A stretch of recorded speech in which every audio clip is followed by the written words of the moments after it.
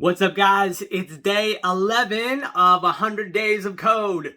11. Ooh. So we're excited about day 11. We are past the threshold. We're moving forwards. So it's super exciting. Day 11 of 100 Days of Codes. And we are almost done. Almost done. Can you believe it? With week 2 of School of Code Bootcamp. Monumental, I must say. Monumental. As one actor used to say, dynamite. It's going to be, oh God, dynamite. So we're really excited about that. So going back to the days of codes, we've been saying every single day, I got to look them up again because, I can't remember. But 100 days of code. So there are rules that come with 100 days of code. So every day we've been talking about them. The days of code are, you code 1 hour a day, which we did today. I don't know why I'm doing that voice. Turn into a wrestler.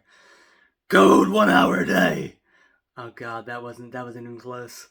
That's the way they talk though, those wrestlers. They're like, code 1 hour a day. Keep yourself accountable publicly. Connect with the community of Twitter. And keep a daily log. Oh my gosh, that's hard to do for your throat. Keep a daily log of progress, your emotions and feelings. Ooh, yeah. Oh man. So that's channeling my inner macho man. There used to be a wrestler called the Macho Man Randy Savage, and he used to talk like that. You go, ooh, yeah. So code 1 hour a day, keep yourself accountable publicly, connect with the community of Twitter, and keep a daily log of progress, however you say it. And so today at School of Code, we had a beautiful session on the personality types. And we did a personality test on our Energizer yesterday, so we found out I'm a protagonist, which means lots of wonderful and beautiful things. So it means that in my sort of specific things, we're basically breaking down sort of like, in each section, what were you? So for example, in one of the sections, I was a judger, and my pair coder today, the guy I'm pairing with this week, he's actually a perceiver. So that means he has lots of sort of ideas, and he sort of can be really creative and throw stuff out there. And, he knows there's a plan, but sort of more will get caught up in those ideas and that plan. Where for me, as a judger, I'm somebody who's like, what does task 1 say again? Like, what's the next step? And I'm like thinking that sort of like methodically, sticking to it. It's kind of like the difference. The guy said it's like a little bit difference between like, somebody who gets IKEA instructions and they sort of the perceiver would throw them aside and just sort of get stuck in and be like, why do I have these pieces left over? And the judges more like follow it to the T. They'll lay out all the pieces and make sure they have all the number of everything and that sort of procedure. So that was quite fun. So I found out sort of a better way of working with my pair partner and sort of a better way of like, elevating one another. I think it's co-elevating one another. So it's how to work collaboratively. Better.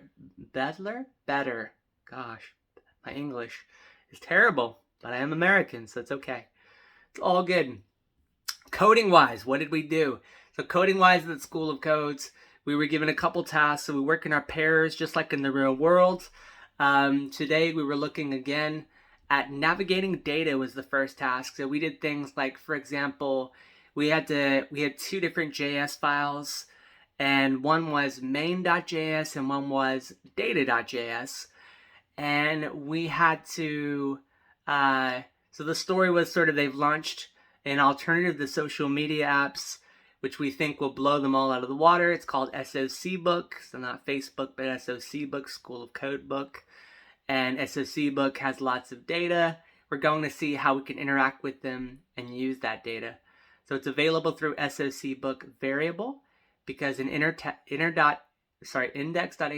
we're importing data.js. So what we had to do is we had to go into, we had to create an index.html. We had to then link up the 2 JS files, which we've only been using 1 in the past. We've been using 2 this time. We basically had to make them interact with each other. So the SOC Book had stuff in it, and it was more of a file that had things we could access and we could select, and then we had to call those into the other JS file. So that was a lot of fun. We did that. Actually, it was a bit of a challenge. The main thing was that we learned is breaking down the problem. So we're getting better and better at problem solving and understanding the problem and really taking our time. You know, one thing that our founder and our main guy, Dr. Chris Mia, he always says is he says, break the problem down. Break the problem down. And he says, spend even most of your time doing the English version of your plan. So just put it in English, put it in pseudocode, right? And then you spend the least amount of time putting it into code. The syntax is the easy part. The plan is what you need to have in place because everything flows from there. And then you can figure it out and you can break it down even more. So that's what we've been getting in the habit of doing, me and my pair partner, which has been awesome. And so we completed all those tasks pretty easy. Not easy, but it took time, but we completed them and we did pretty good. So I feel really proud of the two of us for being able to go into to interact with those two files and to grab things out of the other file into there, which we haven't done in that way before.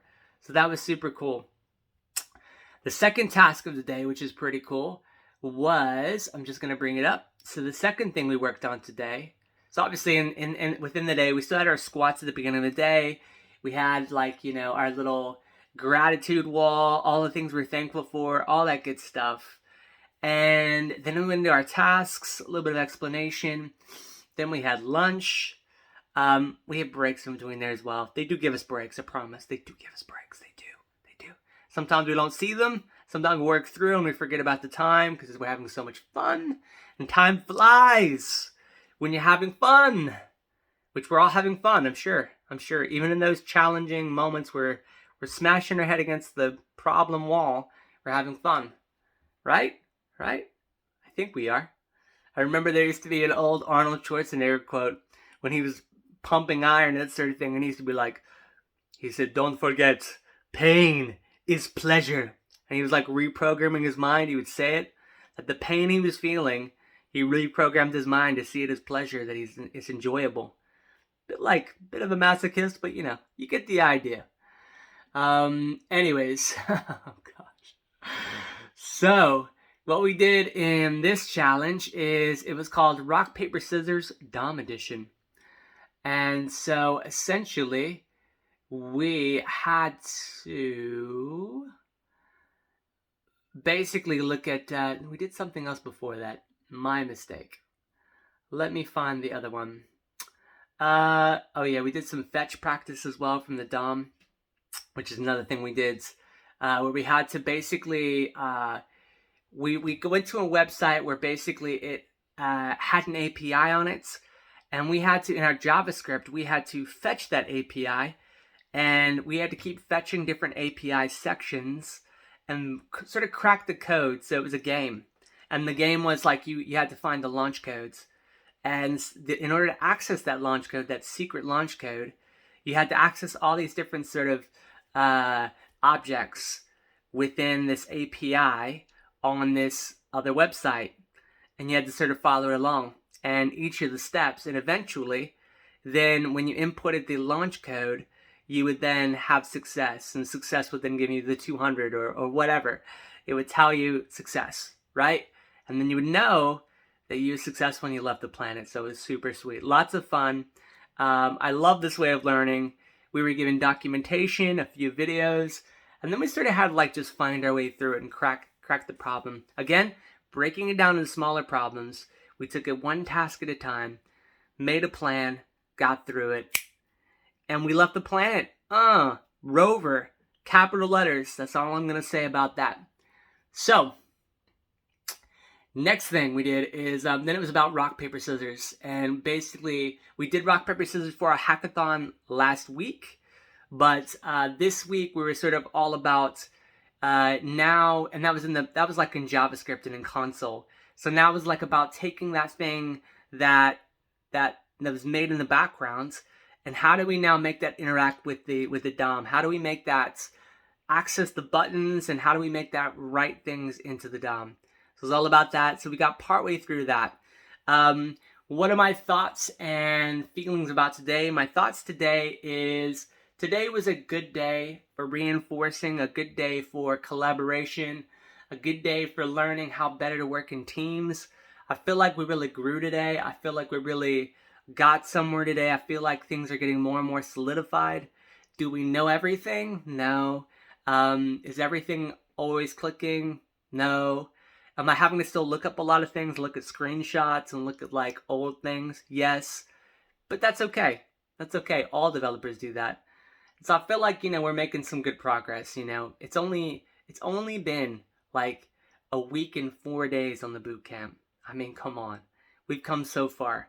And I always keep reminding myself, you know what? Look back to your knowledge to even, the Sunday before you began this boot camp and where you are now, the hero's journey, right?